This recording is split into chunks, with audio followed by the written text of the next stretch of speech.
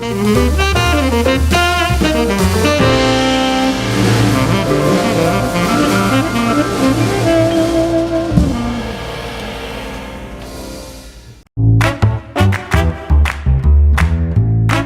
Wind River Resort and Casino, we like to celebrate life's little moments.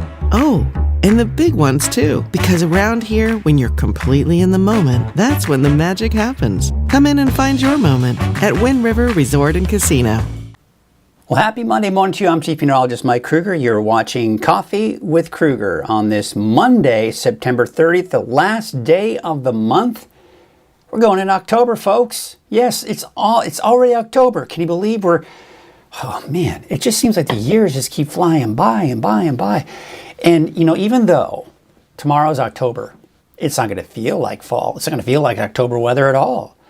But it's not the most uncommon thing for us to see these late season, or should we say, I guess you could say late season, late in the year, mini heat waves, as you will, because it's going to get hot, especially by tomorrow and going into your Wednesday.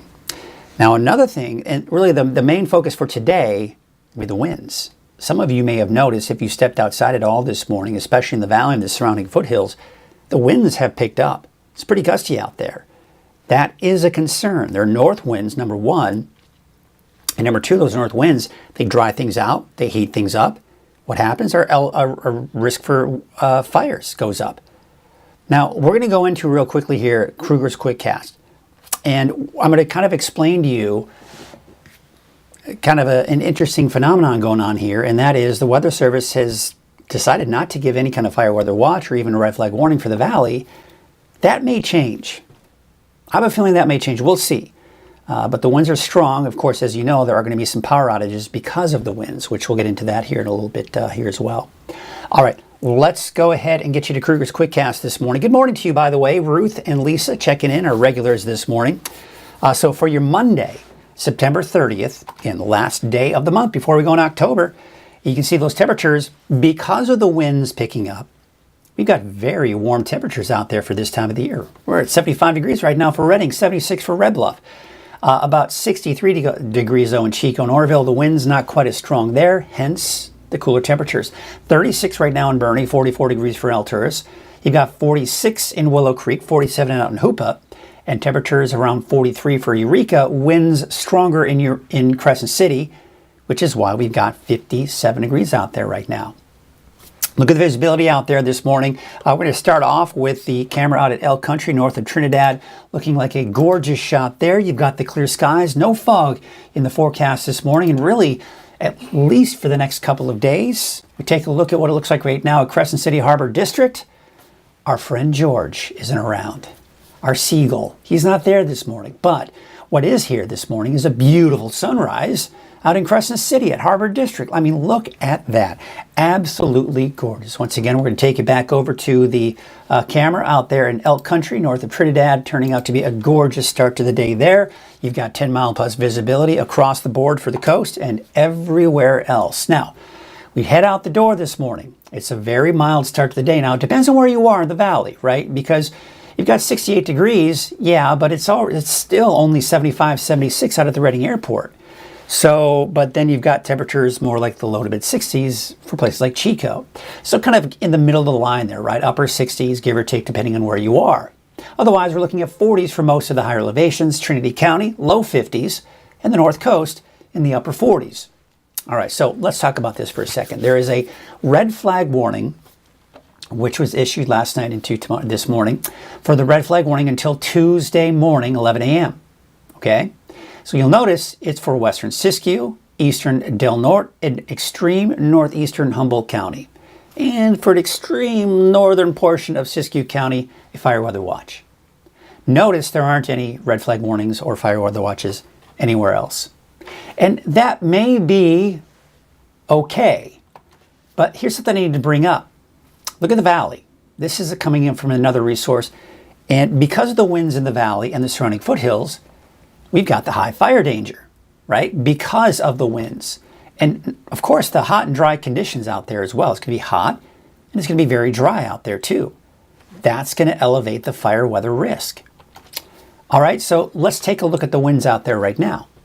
See the gusts? I mean, they're over 20, 30 miles an hour in the valley, foothills. You see the oranges and reds? That's 30, 40 miles an hour. But again, the reason why we've got the red flag warning for western Siskiyou and Del Norte County, northeastern Humboldt County, look at the greens and yellows and even some oranges in there. That's the 20 to 30, 35 mile an hour range. But where we're seeing more widespread and even stronger winds is in the valley and the surrounding foothills, which to me means the fire danger is even higher there, simply because the humidity levels are even lower there as well. Now, as we go through the day today, the winds are still gusty, but we're seeing just a slow progression of these winds dying down. And by 5 o'clock this afternoon, evening, you can see the winds are going to be much calmer. But the thing is, even as we go into tomorrow morning, still a little breezy, gusty in some spots, especially for the foothills. And then by tomorrow afternoon, those winds die down. Now, let's switch gears, talk about the coast, because the coast is not going to see any fog today or tonight or even tomorrow. Of course, everyone else seeing those sunny skies. Now, with those sunny skies, we've got hot temperatures. Now, I've got upper 90s for most of us in the valley, mid to upper 90s. Could we touch 100 degrees in Redding? Sure, maybe even Red Bluff, maybe even Cottonwood. But for now, I'm going to keep it in the upper 90s. But you've got those 70s and 80s for the higher elevations and mid to upper 60s. Some of us on the coast could even touch 70 degrees today. So it's going to be a warm, hot day, depending on where you are. Looking at that 7-day outlook, the peak of this warming trend for the valley will be tomorrow and Wednesday. Temperatures start to slowly drop, but it's still going to be well above normal. Keep in mind the normal high in the valley, upper 80s. We're going to be 5, 10 degrees above normal for this time of the year. All right, we take a look at the 7-day outlook for the coast. Mid-60s, give or take, for the next 7 days. No big surprises there. No heat wave. Not hot there. All right, but the inland for Trinity County, yeah, it's hot. About 100 degrees for Tuesday, Wednesday. Temperatures slowly dropping there as well, around 90 for the weekend. And it'll probably continue into early next week. How about Siskiyou, Modoc County and the eastern mountains? Well, temperatures also dropping eventually. We're in the low 80s by the weekend, low to mid 80s for places like Susanville. All right, that's a look at your quick cast.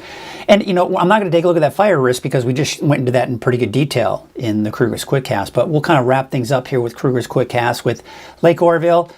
Perfect timing. This is a camera that just kind of changes views every 10, 15 seconds or so. All right, so let's see what we got here. Turning out to be a nice, beautiful morning out there. Take a look at Lake Oroville, North Forebay. The camera's switching back over here, and you got the clear skies, calm winds out there this morning. Let's take out to Main Street, Chico. The camera decided to froze up, otherwise, or maybe the car stopped, but I don't think they did. But not a lot of traffic out there this morning. Let's take you out to Highway 99 at Neal Road. Also, a frozen camera there. I may have to reboot the computer or something. This seems to have been an issue even through last week, but you get the idea. Not a lot of traffic there as well. Now this is a camera that typically doesn't move, but you can see the clear traffic out there just flowing along. Highway 44 at Sundial Bridge Drive. Well, today is Monday and we've got our Turtle Bay Wonderful World of Animals. We are going to meet what I thought was an insect, what many people think is an insect, but it's not. We are going to meet Velcro. Who's Velcro, you ask? Well, let's watch Turtle Bay Wonderful World of Animals.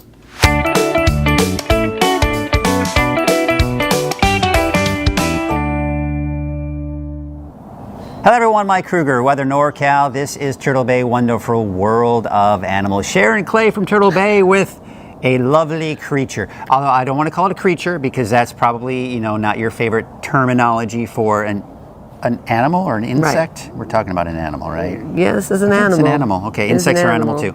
All right, so Velcro. He's not even an insect. See, that's what I would have thought. So how many legs do insects have? 8. No, 4. That's 7.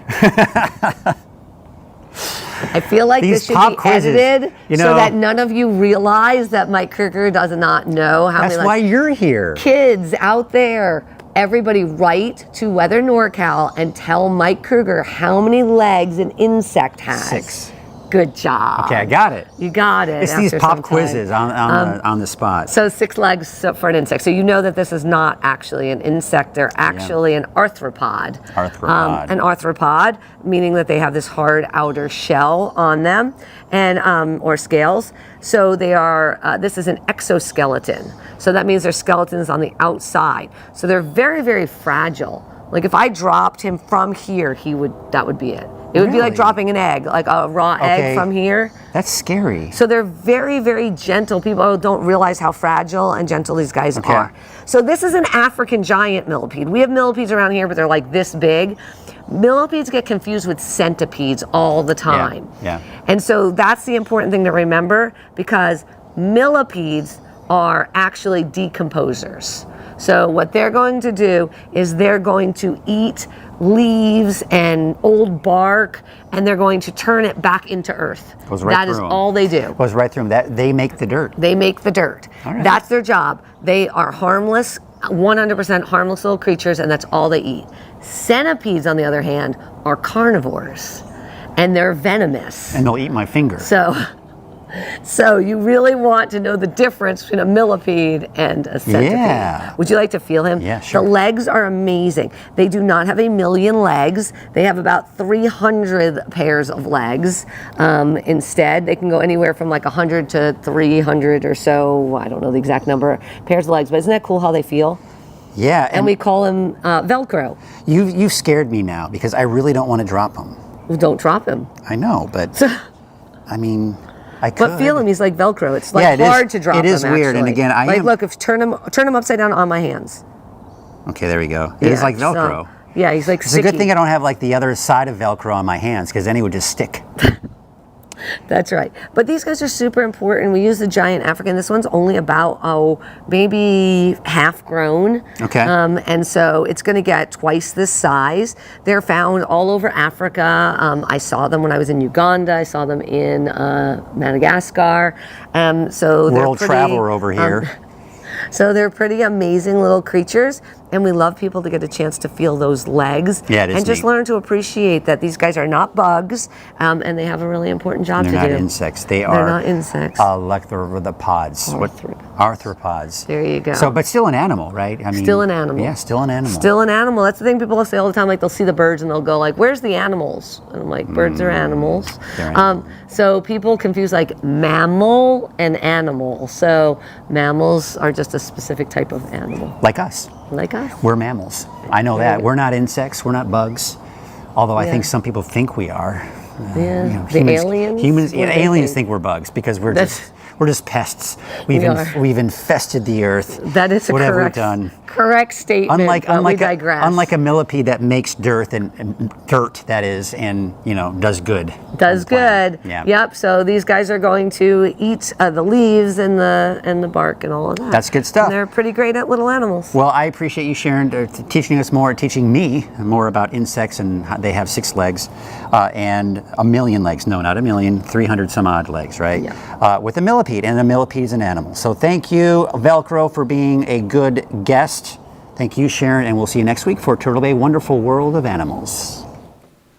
I mean, I got to be honest. When she told me that if you drop the millipede, it will just shatter. I mean, that's scary to think that the life of this animal could end just with a quick, unfortunate drop. So very interesting here. We always have so much fun. She loves to give me a hard time, and that's why she's there. She's the expert. I'm not the expert when it comes to the animals. So I try to remember, I've been doing this with her for, it's over 6-7 years now. But that information about a lot of these animals doesn't stick. Some of it does, but it's fun. We have a lot of fun with that, and I hope that you enjoy those as well. And in fact, there are so many others out there. I'm going to show you here. I'm going to go to weathernorcal.com here real quickly, because I want you to understand that there's just a big whole section here. So you can see where it says Animal Family. You'll also see Animal Family at the very top on the menu here. So we'll click on that. And you can see, of course, we've got Pet of the Week. We've got Pet Education Corner.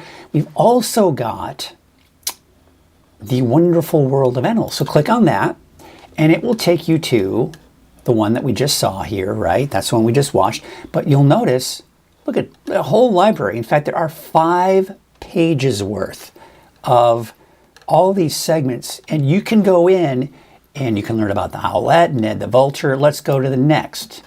We can learn about the volunteer program at Turtle Bay. We can learn about Walking the Wild Side behind the scenes look. We can learn about the lorikeets. We can learn about the fox. I mean, it's so much fun. I love this segment. This is something that when I left the TV station and was doing that segment with Turtle Bay, I told Sharon, I says, we got to keep this going because we have so much fun.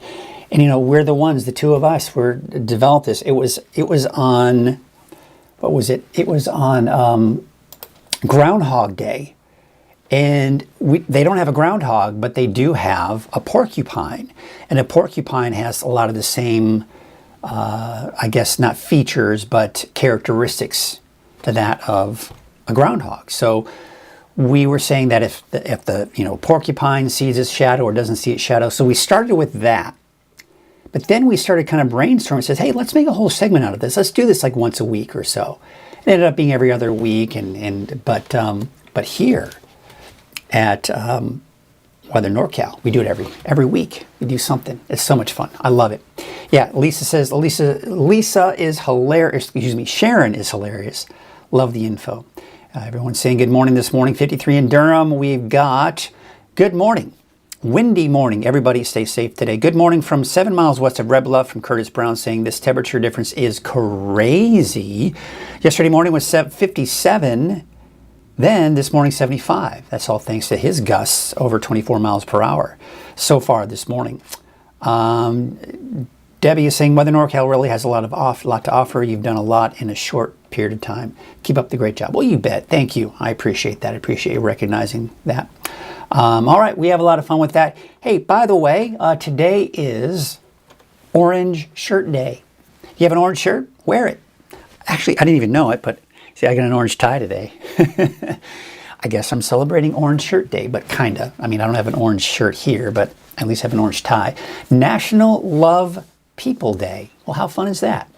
Let's see what National Love People Day is all about.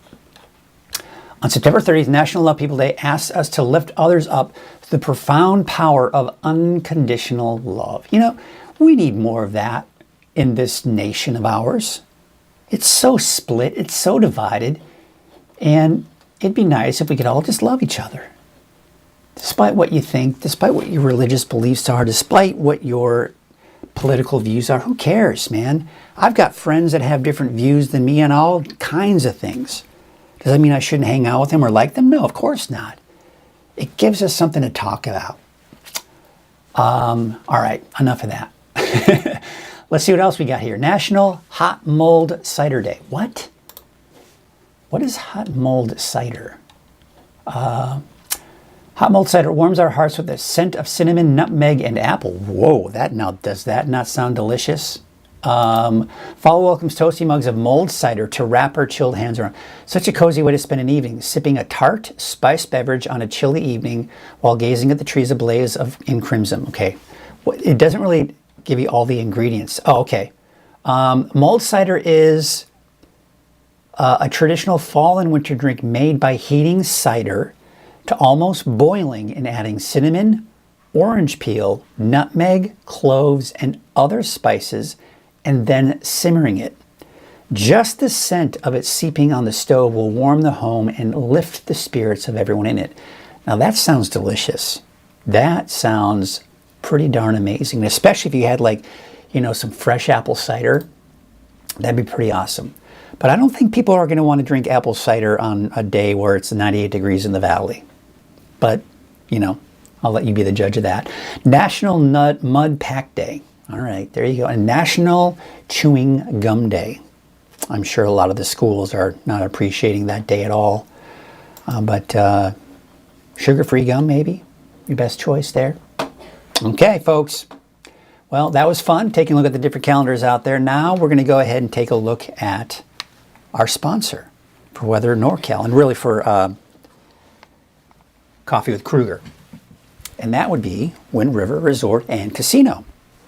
At Wind River Resort and Casino, enjoy friendly service, a wide variety of specials and promotions, plus all of your favorite slots and table games. All right, let's take a look at those current conditions out there right now. Now, again, you're probably wondering, well, what's going on here? It's 59 for Oroville, 63 in Chico, where we should be about, right, for this time of the year. But instead, look at these temperatures elsewhere on the north and west side of the valley, low to mid 70s. That's because the winds are pretty gusty out there right now. We got 42 degrees for Susanville, 39 in Alturas, 46 for Mount Shasta City, upper 50s in Crescent City. Why? Gusty winds. Wind's not as strong out in Eureka. That's why it's 43. 49 degrees for Redway. We're seeing some gusty winds, especially in the valley and the surrounding foothills, but also many of the higher elevations. We'll get into that here in a second. So we have the elevated fire danger today due to gusty winds and low humidity. But once the winds die down tomorrow, the summer heat returns. We're back to the triple digits for the valley. 80s, 90s for some of the higher elevations. But after Wednesday in particular, we've got a gradual drop in the temperatures. It's going to be very gradual. It's going to be very slow. You're not going to notice it a whole lot. But it's still going to be well above normal even by the time we get into the weekend and looking dry for the long range. As I look out over the next week, 2 weeks, just not seeing it. Of course, a lot can change between now and then, and we can only hope it will. But I'm not seeing much in the way of rain anytime soon. This pattern is going to stick around for a while. Red flag warning. I've been scratching my head all morning long as far as the reasoning behind just this area being under the red flag warning. Listen, I'm not trying to throw the National Weather Service under the bus. I think they do a great job in keeping us informed and giving us warnings when we need them. But we got some winds this morning and really through a good portion of the day for the valley today and many of these surrounding foothills. And there's other parts of some of the higher mountain ridges, some of those mountain valleys where we've got some gusty winds there as well. That's not to say that we're not going to see red flag warning conditions here, but I would say it should be extended down to the valley as well and some of those surrounding foothills, at least through the day today. Because you take a look at this. This is just one of the many resources I use when looking at least fire danger, and there's an area of orange here for today. Now what that means is that, see the W? That's saying, hey, the wind's going to be pretty gusty there, so that's going to elevate the fire risk. But we'd also really need to include the hot and dry conditions. It'll be very dry, single digits in those humidity levels, temperatures upper 90s. So we've got really the combination. And on top of that, they're north winds. As you all may or may not know, when you have those winds coming from the north, you may have heard the term Santa Ana winds. So in the Santa Ana Mountains in Southern California, those winds blow down the mountains. That air compresses and heats up and dries the air around it as well. Same impact here. We get those winds coming from the north. They come down the mountains into the valley. That compresses, it heats up and dries things out. And that's going to really elevate that fire danger. All right, so let's take a look at the winds out there right now. Look at the winds. Look at the winds right now. Strongest in the valley and the surrounding foothills. So you can see right here. Oranges, yellows, reds. You're talking those winds, let me get that cursor out of there, but you're talking those winds approximately 40 miles per hour, give or take, gusting. Not necessarily sustained, but seeing gusts possibly upwards of 30, 40 miles per hour. So you can see here, that's what it's looking like right now. Elsewhere, yeah, we got some of those winds in Del Norte and Siskiyou County, where we have the red flag warning. But where we don't have the red flag warning, we have the strongest winds. All right, so we're taking to the noon hour. Winds still fairly strong. Notice the winds coming in from the north. Now we go into this afternoon. Look what's happening. The winds are starting to subside. So slowly but surely the winds will start to slowly subside through the afternoon into the evening, but still gusty, still elevated fire risk as a result. Now we go into tonight and into tomorrow morning. Now especially, you see how they're still coming in from the north, but especially the north end of the valley and into the foothills here. We've got some gusty winds. Not as strong as we're seeing today, but still a little gusty there, and even to the east there in Lassen County. But the winds, for the most part, dying down elsewhere. Now we go into Tuesday afternoon. Overall, the winds are fairly calm. A little breezy for some of us in the eastern mountains, but that's about it. And still pretty gusty along the coast, too. That's even the case on Wednesday. But even Wednesday, the winds are much calmer. So really, once we get through tonight and tomorrow morning, the fire weather risk, at least the winds, will be taken out of the equation for the fire weather risk. So as a result, our fire danger drops a little bit. But keep in mind, it's still going to be hot and dry, too. So on top of those strong north winds, we've got single digits with the relative humidity levels. That's the case here through the day today. We take you into Tuesday. Now the winds are dying down, as you saw, and eventually by the afternoon they're coming more from the south, but still in those single digits, even for the eastern mountains. Wednesday, still very dry. Okay, so the dry conditions will continue. And again, keep in mind, it's also going to be very hot. So we look at the fire weather risk. It combines the heat, the temperatures, which is the heat, the wind, and the relative humidity. There's today. There's the dry north wind. Look where we have the strongest and highest fire danger. North end of the valley, down into the valley in general, because of those gusty winds, dry conditions, and hot temperatures. Tuesday, the wind's more from the south. Now you see the fire danger isn't as high. We're seeing less orange on the map, but we still have at least the moderate to high in the valley for Tuesday. Temperatures going up, humidity levels staying down, but the wind's dying down. So that's, again, a redeeming factor. Moderate fire danger, and then the winds start, the fire danger drops as we go into Wednesday afternoon, Wednesday evening. So just a quick reminder, because I haven't pulled this map out in a while. We haven't really had these days for weeks now where we've really been too terribly concerned about the fire weather risk. But we are today. So just a quick reminder, don't drive on dry grass. Secure your chains. Make sure the chains are not dragging on the ground. Because when you're driving and the chains are dragging on the concrete or the pavement, creates sparks. Those sparks can then transfer over into the dry grass next to you, and the fire can start. It's happened. It can happen. Never toss cigarettes on the ground. Use grills on gravel or paved surfaces. Mow your lawn early in the morning. Although this morning, don't. Don't even think about it. It's windy out there. It's dry. It's warm. So just wouldn't even consider it. Oh, I thought I heard a lawnmower outside. Never leave fires unattended, and always properly extinguish those fires. All right, so big ridge of high pressure. This is responsible for the heat that we're going to see over the next couple of days. This ridge will get stronger over the next few days. As a result, temperatures increasing. It's also a result of the fact that we're not going to see any clouds out there, even for the coast. No fog this morning, no fog tonight, no fog tomorrow morning. Fog bank getting closer by Tuesday afternoon, but still dry. Still looking at cloud-free skies even for the coast through at least Tuesday night. But by Wednesday morning, okay, maybe we start to see some of that fog around Humboldt Bay, around Eureka, but then that dissipates for Wednesday afternoon. Plenty of sunshine. Of course, that goes without saying for everybody else. So that's what Futurecast is showing here, at least with the clouds. No rain, obviously. Drier than normal conditions in the next 10 days. So, all right, let's talk about this. So this is something I had to talk about last week too. High pressure over the desert Southwest, high pressure over the Eastern Pacific. Now these two have been kind of just showing signs of getting stronger, then weakening, going stronger. That's the roller coaster ride I've been talking about over the last week, right? Temperatures going up and down and up and down.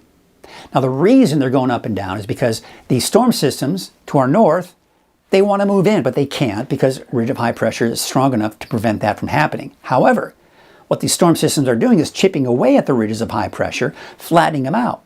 See, when you have a prominent ridge like this, all right, so big prominent ridge, that's when it gets really hot. If you can make that ridge a little less prominent like we see here, it doesn't get as hot as a result.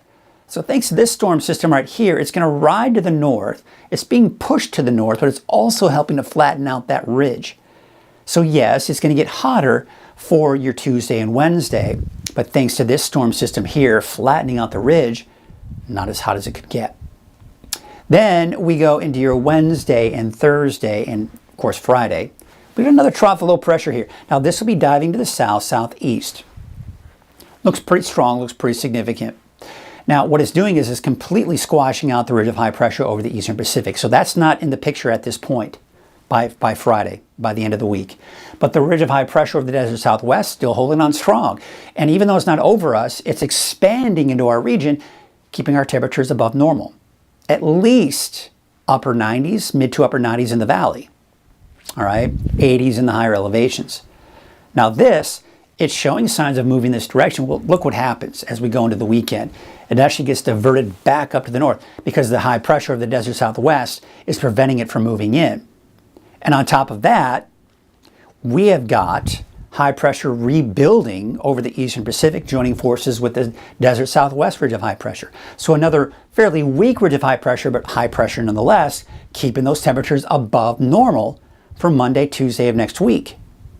Now, you can see we've got the storm system up to our north. This doesn't look like it's going to move over us, but it will maybe ride over that ridge, dropping temperatures down a bit. But I mean, we're looking at a week from tomorrow, folks, and this ridge of high pressure just doesn't want to go anywhere. Sure, it's going to weaken at times, it's going to get stronger too. But when we look at the Climate Prediction Center's temperature outlook through October 10th, warmer than normal.